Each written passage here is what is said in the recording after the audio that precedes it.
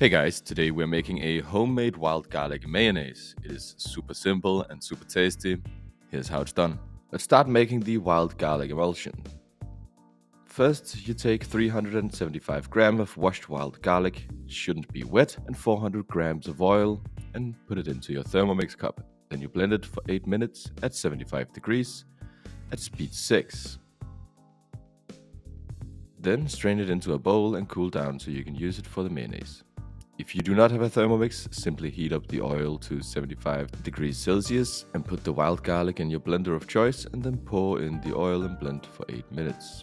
You may not get it as green as we do, but that's okay, it does not affect the flavor at all. Now, when we have the wild garlic infused oil and it has been cooled down, we can start making the mayonnaise. Take a blender cup and put in your egg yolks, vinegar, salt and mustard.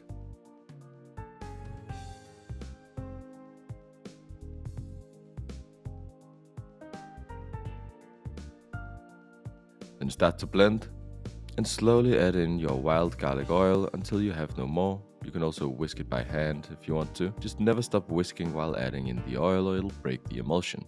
Also be careful not to pour in the oil too fast, this will also split the mayonnaise. Put in salt and vinegar if you feel like it needs a little bit more salt, a little bit more acidic taste, and then it's done.